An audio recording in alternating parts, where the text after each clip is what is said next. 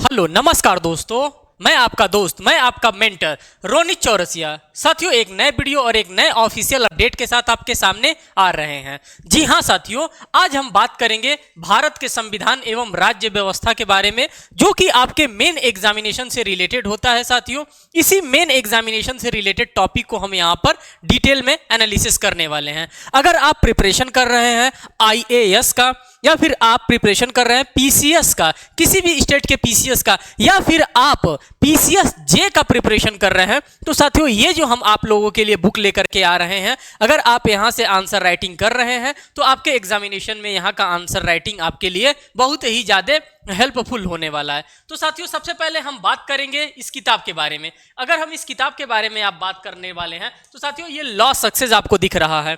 ये जो बुक तैयार किया गया है साथियों, ये law success and Vidhi Bharati publication के द्वारा ही ये बुक को बनाया गया है। अब हम इस बुक के पूरे कंटेंट का आपके सामने अभी डिटेल रिव्यू करने वाले हैं। इससे पहले मैं आपको इस बुक का हार्ड कॉपी शो कर देना चाहता हूं। जी हां साथियों, यही वो बुक है। इसी के हार्ड कॉपी को मैं आपके सामने एक एक करके अभी शो करने वाला हूं। जो भी इसके अंदर का कंटेंट आपको प्रोवाइड किया गया है, आपके प्रिलिमिनरी एग्जामिनेशन के बिहाफ पे या फिर आपके मेन एग्जामिनेशन के बिहाफ पे, इन दोनों कंटेंट्स को आपके सामने एक एक करके हम यहां पे ऑब्जर्व कराएंगे कि किस तरह से डायग्रामेटिकल रिप्रेजेंटेशन के थ्रू आपको कॉन्स्टिट्यूशन ऑफ इंडिया समझाने का कोशिश किया गया है। साथ ही साथ जो इसके वन लाइनर फैक्ट होते हैं, उस वन लाइनर फैक्ट को भी समझाने का कोशिश किया गया है। तो अब आप साथियों यहां पर देख लेंगे, ये भारत का संविधान मींस की कॉन्स्टिट्यूशन ऑफ इंडिया की हम यहां पे बात करने वाले हैं। उसी के मेन एंड प्रिलिमिनरी दोनों पॉइंट ऑफ व्यू से हम यहाँ पे बात करेंगे। साथियों, जब जब हम आगे बढ़ते जा रहे हैं इस बुक के कवर पेज के साथ, तो वहां से हमको नई नई चीजें देखने के लिए मिल रहा है। कर प्रारंभिक एवं मुख्य परीक्षा हेतु मैं ऑलरेडी आपसे डिस्कस कर चुका हूं कि इस बुक में दोनों मटेरियल आपको मिलेगा, प्री का भी मिलेगा, साथ साथ मेन एग्जामिनेशन का भी मिलेगा। अगर इसमें मिलेगा तो ये किस किस एग्जामिनेशन के लिए ये बुक रेलिवेंट है, तो देखिए, अगर आप IAS इंडियन एडमिनिस्ट्रेटिव सर्विस का अगर आप प्रिपरेशन कर रहे हैं तो वहां पे ये बुक आपके लिए बहुत ही इंपॉर्टेंट है। अगर आप PCS, किसी भी स्टेट PCS को अगर आप टारगेट किए हैं दोस्तों, तो स्टेट PCS के भी एग्जामिनेशन में ये बहुत ही ज्यादा आपके लिए हेल्पफुल होने वाला है। और हमारे लॉ वाले जितने भी हमारे एस्पिरेंट्स हैं, उन लॉ वालों के लिए भी इंपॉर्टेंट है। साथ ही साथ अगर उनका सेमेस्टर एग्जामिनेशन भी लगा है, तो सेमेस्टर एग्जामिनेशन भी इस बुक के माध्यम से अपने कॉन्स्टिट्यूशन को यहां से कवर कर सकते हैं। साथ ही साथ यहां पर देखिए, इस बुक में क्या क्या आपको चीज देखने के लिए मिलेगा। अगर हम मुख्य आकर्षक की बात करते हैं तो भारतीय संविधान पर निर्देशित नवीनतम वाद विनिश्चय मींस की जो भी हमारे अभी लीडिंग केसेस बन रहे हैं, सभी लीडिंग केसेस आपको यहां पर देखने के लिए मिलेंगे। साथ ही साथ कर विगत वर्षों में जो हमारे प्रीवियस ईयर क्वेश्चन होते हैं, प्रिलिमिनरी क्वेश्चन, साथ साथ मेन एग्जामिनेशन के क्वेश्चन, जो भी हमारे क्वेश्चन अभी तक बने हैं, खास करके जुडिशरी के एग्जामिनेशन में, उस जुडिशरी के एग्जामिनेशन का क्वेश्चन भी आपको यहां से देखने के लिए मिलेगा। विगत वर्षों में मुख्य परीक्षा में पूछे गए हैं, जितने भी मुख्य परीक्षा में आपसे प्रश्न पूछे गए हैं आज तक के, जैसे कि हम ले लेते हैं किस किस स्टेट में, मध्य प्रदेश की अगर हम बात करते हैं, उत्तर प्रदेश की बात करते हैं, बिहार की बात करते हैं, इन सभी जगहों पर जिस जिस टाइप का, जिस जिस नेचर का क्वेश्चन पूछा गया है, वो सभी नेचर का क्वेश्चन सिर्फ और सिर्फ क्वेश्चन आपको नहीं दिखेगा, क्वेश्चन के साथ साथ आंसर भी दिखने वाला है। इसीलिए ये बुक इंपॉर्टेंट है और इसीलिए इस बुक के हम इसके मटेरियल का, इसके कंटेंट का हम आपके सामने रिव्यू कर रहे हैं। तो साथियों, आप देख सकते हैं, अगर प्रकाशन का आप नाम देखेंगे तो यही विधि भारती पब्लिकेशन है और इसी विधि भारती पब्लिकेशन के द्वारा ये निकाला जा रहा है। साथ ही साथ मैं आपको ये भी बताना चाहूंगा दोस्तों, अगर आप इस बुक को परचेस करना चाहते हैं तो फ्लिपकार्ट से या फिर Amazon से या फिर विधि भारती publication.org पे भी जाकर के इस बुक को आप परचेस कर सकते हैं। अब आगे चलते हैं, आगे इसके कंटेंट को हम यहाँ पे ऑब्जर्व करने वाले हैं। अब आप कहेंगे कि इस किताब का दाम क्या रखा गया है, तो दाम की हम बहुत ज्यादा व्याख्या नहीं करेंगे। 375 रुपये इस किताब का दाम रखा गया है। ये इसका मार्केट प्राइस है, MRP है। लेकिन जब आप ऑनलाइन इसको सर्च करेंगे फ्लिपकार्ट पे, Amazon पे या फिर विधि भारती publication.com पे, तो वहां पे इसके साथ साथ आपको डिस्काउंट भी प्रोवाइड किया जाएगा। जो भी डिस्काउंट का रेट होगा आप वहां पे ऑब्जर्व कर लेंगे और आपको अगर मंगाना हो तो आप मंगा भी सकते हैं। अब हम आगे चलेंगे और आगे एक एक चीजों को हम यहाँ पे एनालिसिस करने वाले हैं। अब हम आ रहे हैं धीरे धीरे कंटेंट की तरफ। देखिए साथियों, जब कभी भी हम लोग कोई भी चीज ऑब्जर्व करते हैं या किसी भी शॉप पे जाते हैं तो सबसे पहले हम क्या देखते हैं, वहां पे हम किताब को अगर खोलते हैं सबसे पहले हम कंटेंट देखते हैं कि क्या क्या इस बुक में हमको क्या क्या मटेरियल हमारे लिए प्रोवाइड किया गया है। ऐसा तो कोई चीज नहीं प्रोवाइड कर दिया गया है जो कि हमारे एग्जामिनेशन पॉइंट ऑफ व्यू से रेलिवेंट नहीं है। मींस कि जो भी चीजें आपको इस किताब में दी जाएगी वो आपके एग्जामिनेशन के पॉइंट ऑफ व्यू से और साथ साथ उसी के रेलिवेंसी में ही आपको प्रोवाइड किया जाएगा। अब यहाँ पे विषय सूची को आप देख रहे हैं तो भारत का संविधान, और भारत का संविधान एक ऐसा होता है साथियों जो कि हर एक एग्जामिनेशन में आपसे क्वेश्चन बनता ही बनता है। यहाँ पे प्रारंभिक परीक्षा की अगर हम बात करते हैं तो प्रिलिमिनरी एग्जामिनेशन में भी यहां से क्वेश्चन पूछा जाता है। आप यहां पर देख सकते हैं भारत का ऐतिहासिक एवं संवैधानिक विकास की बात करते हैं। राजपत्र जिसको हम लोग चार्टर्ड एक्ट के नाम से जानते हैं, पूरे चार्टर्ड एक्ट को आपको देखने के लिए मिलेगा जो महारानी एलिजाबेथ का, चाहे तमाम तरह के फरमान जो आते हैं जिसको हम लोग राजपत्र के नाम से जानते हैं, जिसको हम चार्टर्ड एक्ट के नाम से जानते हैं, वो सभी चार्टर हमको यहाँ पर देखने के लिए मिलेगा जो कि बार बार हमारे प्रिलिमिनरी एग्जामिनेशन में वहां से क्वेश्चन बनते हैं।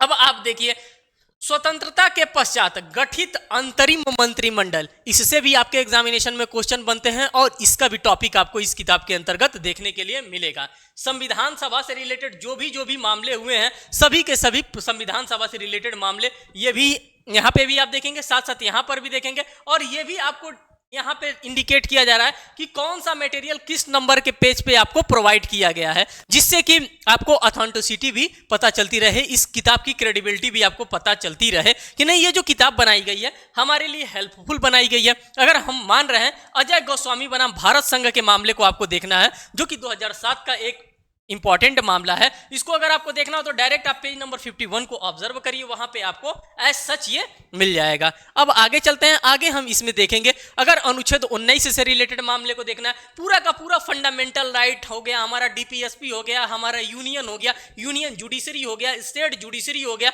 जहां जहां से क्वेश्चन बनते हैं वो हर एक टॉपिक आपको यहां पर देखने के लिए मिलेगा। अब हम यहां पर आपको शो करने वाले हैं जो कि मेन एग्जामिनेशन के पॉइंट ऑफ व्यू से है। देखिए, कर मुख्य परीक्षा में पूछे गए प्रश्नों की अगर हम बात करते हैं साथियों, तो मुख्य परीक्षा में आपसे किस किस टाइप के क्वेश्चन पूछे जाते हैं, कौन कौन से क्वेश्चन पूछे गए हैं, उन सभी चीजों का हम यहाँ पे एनालिसिस करने वाले हैं। जैसे प्रश्न नंबर फर्स्ट की अगर हम बात करते हैं, अभी हम विषय को ही ऑब्जर्व कर रहे हैं कि विषय सूची में क्या क्या दिया है, अभी तक खत्म नहीं हुआ, अभी कंटेंट पूरा का पूरा बाकी है, बस आप धैर्य बनाए रखिए। तो ये देखिए, जिस जिस एग्जामिनेशन में आपके द्वारा पूछा गया उस एग्जामिनेशन का भी यहाँ पे वर्णन किया गया है कि नहीं ये इस एग्जामिनेशन का ये क्वेश्चन डिमांडेड क्वेश्चन था एट दैट टाइम का। अब आप आगे चलते रहिए, अब अंदर के हम मटेरियल को यहाँ पे आपके सामने हम अब ऑब्जर्व कराने वाले हैं। अभी तक तो आप लोगों ने पूरा का पूरा इंडेक्स देखा, अब देखिए साथियों अंदर का मटेरियल आपके सामने आ गया, और अंदर का मटेरियल आ गया तो सबसे पहले हम प्रारंभिक परीक्षा के बारे में बात करेंगे, फिर इसके बाद मेन एग्जामिनेशन पे हम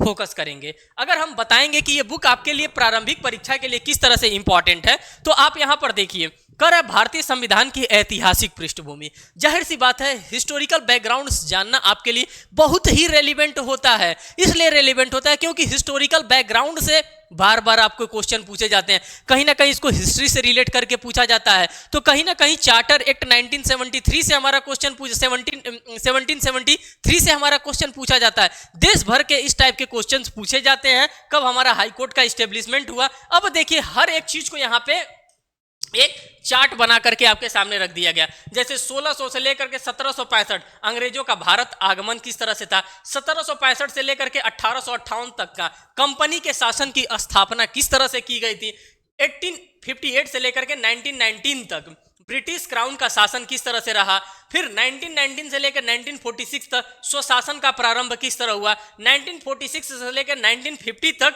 संविधान निर्माण की प्रक्रिया चली। तो ये सारी की सारी चीजें आपको वन स्टॉप सॉल्यूशन यहाँ पे इस किताब के अंतर्गत देखने के लिए मिलेगा। ये सारा का सारा आप कंटेंट यहाँ पे ऑब्जर्व करेंगे और अच्छे से कंटेंट को ऑब्जर्व करेंगे।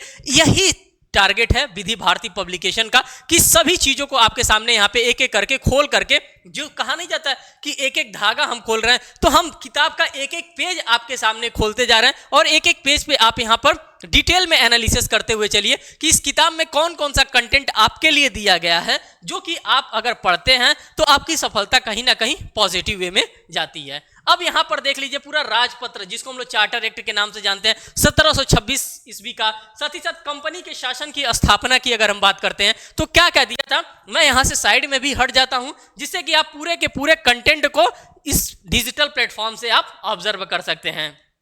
अब जैसे जैसे हम आगे बढ़ते जा रहे हैं सभी के सभी कंटेंट्स आपके सामने प्रिलिमिनरी एग्जामिनेशन के पॉइंट ऑफ व्यू से अभी ये सभी के सभी आ रहे हैं। अभी हम इसमें वन लाइनर भी आपको दिखाने वाले हैं जो कि वन लाइनर आपके मेन एग्जामिनेशन के लिए नहीं बल्कि प्रिलिमिनरी एग्जामिनेशन के लिए आपके लिए बहुत ही ज्यादा इंपॉर्टेंट हो जाते हैं, क्योंकि आपको पता है कि रीजन असर्शन बेस्ड क्वेश्चन हमसे पूछे जा रहे हैं, निगेटिव फॉर्म में हमसे क्वेश्चन पूछे जा रहे हैं। जब हमसे निगेटिव फॉर्म में क्वेश्चन पूछा जाएगा, जब हमसे reason and assertion based question पूछा जाएगा तो हम कैसे क्वेश्चंस को हैंडल करेंगे, जब तक हम उसको या तो फिर डिटेल में हम पढ़े हो या फिर वन लाइनर शॉर्टकट में हम किसी तरह से उसको पढ़े हो। तो ये सारी कला आपके पास आना चाहिए और एक स्मार्ट स्टडी आपके पास होना चाहिए।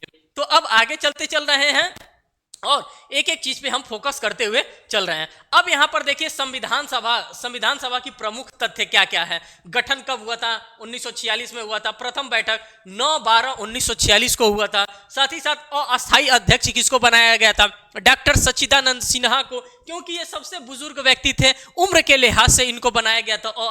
अस्थायी अध्यक्ष की अगर हम बात करते हैं तो डॉक्टर राजेंद्र प्रसाद साहब को बनाया गया था। तो इस प्रकार के जितने भी फैक्ट हो सकते हैं जो कि फैक्चुअल क्वेश्चन आपके एग्जामिनेशन में पूछे जाते हैं, जैसे अगर हम अभी टारगेटेड आप लोग कर रहे हैं जेएलओ के एग्जामिनेशन को, तो जेएलओ के एग्जामिनेशन में इसी टाइप के क्वेश्चन आपसे पूछे जाते हैं। साथ ही साथ अगर आप पीसीएसजे का अगर आप टारगेट कर रहे हैं तो पीसीएसजे में भी आपके इसी टाइप के क्वेश्चन पूछे जाते हैं। अगर आप उसके जीएस के पोर्शन को देखेंगे, पॉलिटी के पोर्शन को देखेंगे या फिर यूपी एपीओ को आप टारगेट कर रहे हैं, मींस कि अगर प्रिलिमिनरी लेवल का कोई भी एग्जामिनेशन आप टारगेट करते हैं तो सेम एज यूजुअल ही क्वेश्चन आपसे पूछा जाता है। अब यहां पर आप देखिए, कहेंगे कि ये क्या बना दिया गया है, तो मैं कहूंगा कि विधि भारती पब्लिकेशन के द्वारा साथियों डायग्रामेटिकल रिप्रेजेंटेशन के माध्यम से भी चीजें आपके सामने रखी जा रही हैं। पूरा का पूरा कॉन्स्टिट्यूशन ऑफ इंडिया का देखिए यहां पे डायग्रामेटिकल रिप्रेजेंटेशन के माध्यम से चीजों को शो किया जा रहा है। ये इंटेंशन है कि आप जल्दी से जल्दी इस चीज को क्या कर सकते हैं,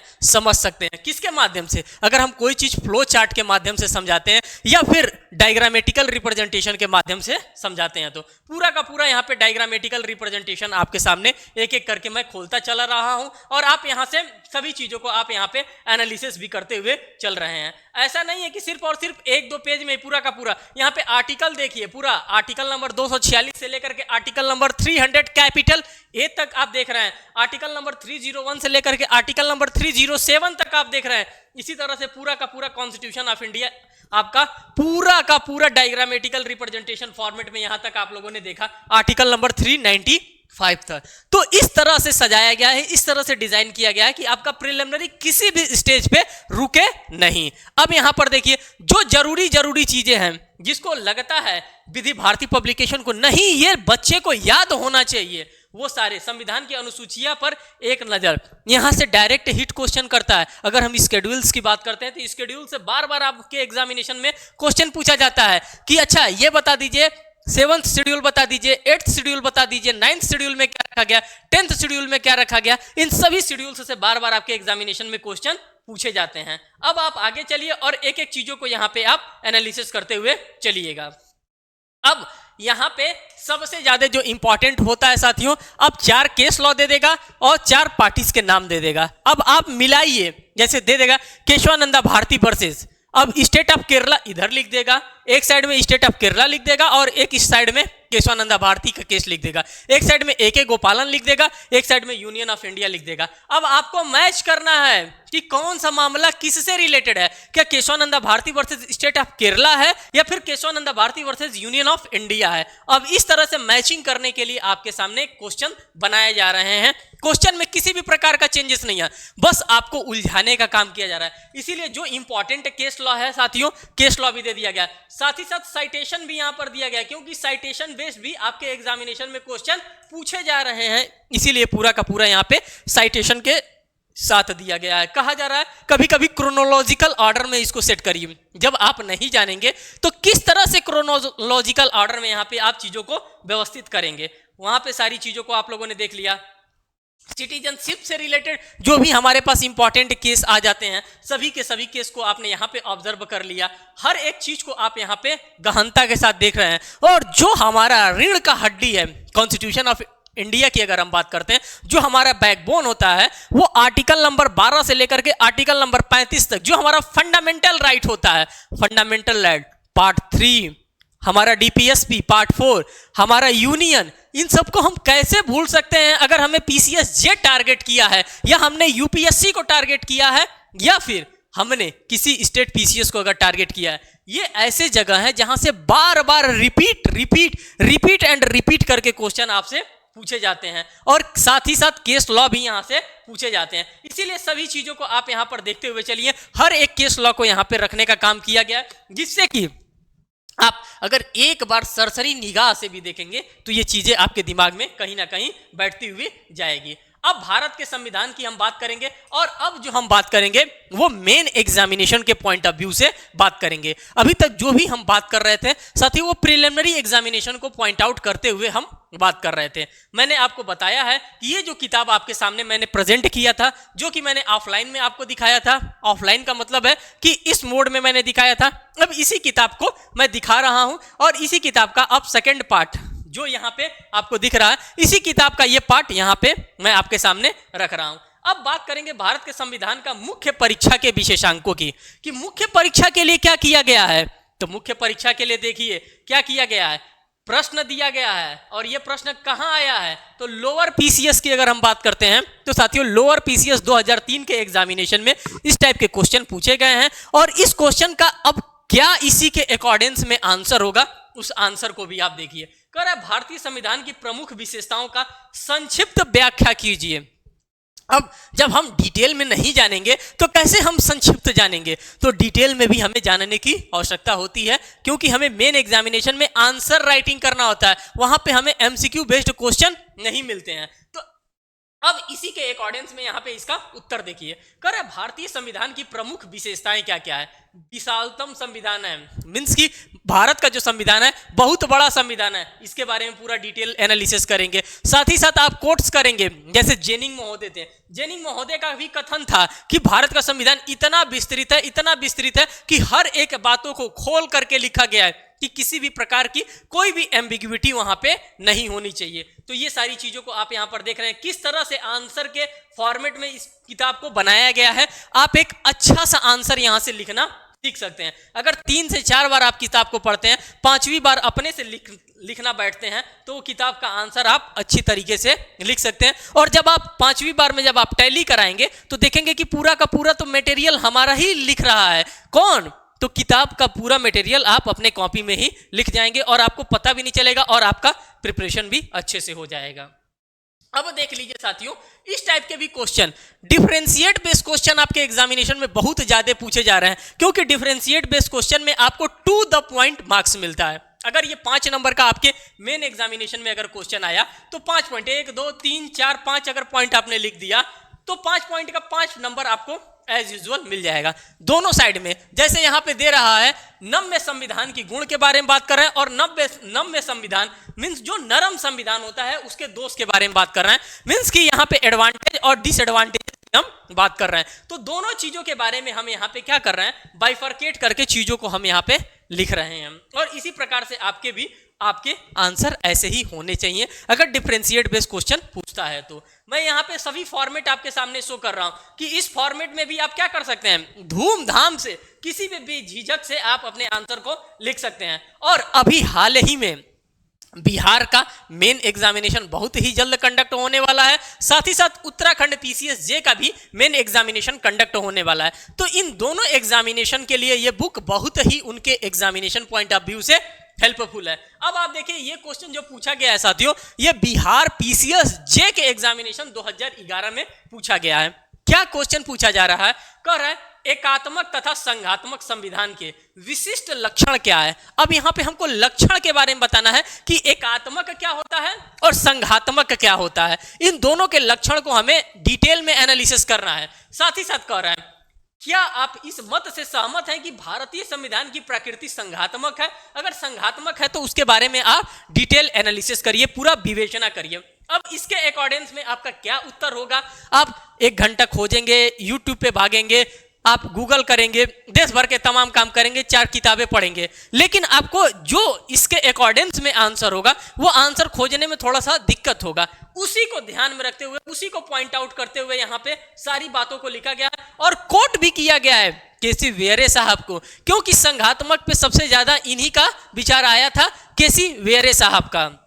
और केसी वेरे साहब को कोट किया गया, ऑस्टिन साहब को कोट किया गया, आइवर जेनिंग्स साहब को कोट किया गया और बाबा साहब भीमराव अंबेडकर जी को भी कोट किया गया। तो जितने भी हमारे कॉन्स्टिट्यूशनल मेकर फादर्स थे उनको भी कोट करने का काम किया गया, जो भी जूरिस्ट थे, जो भी आलोचक थे, सभी को यहाँ पे कोट किया गया है। इसलिए कोट किया गया है जिससे कि इससे इसकी ऑथेंटिसिटी का पता चले कि ये जो मैंने आंसर लिखा है ये वाकई में हमने इसको रीड आउट किया है, हमने इसको पढ़ा है, तब हम आइवर जेनिंग्स को यहाँ पे कोट कर रहे हैं। आइवर जेनिंग्स साहब क्या कह रहे थे, बाबा साहब क्या कह रहे थे यहाँ पे, साथ ही साथ अगर हम देख रहे हैं कि प्रोफेसर वेरे साहब क्या कह रहे थे तो उनकी बातों को हम यहाँ पर लिखेंगे। और जैसे ये ऑथेंटिसिटी एग्जामिनर को मिलता है इस पे टू द पॉइंट आपको यहाँ पे मार्क्स असाइन करता है। उसीलिए ये सभी चीजों को आपके सामने यहाँ पे धूमधाम से रखने का कोशिश किया जा रहा है, जिससे कि आप जो भी आंसर लिखेंगे एक वेल डेफिनेट आंसर यहाँ पर लिखेंगे। अब यहाँ पर देखिए, अगर हम प्रश्न नंबर 5 की बात करते हैं, कर नागरिकता शब्द के अर्थ,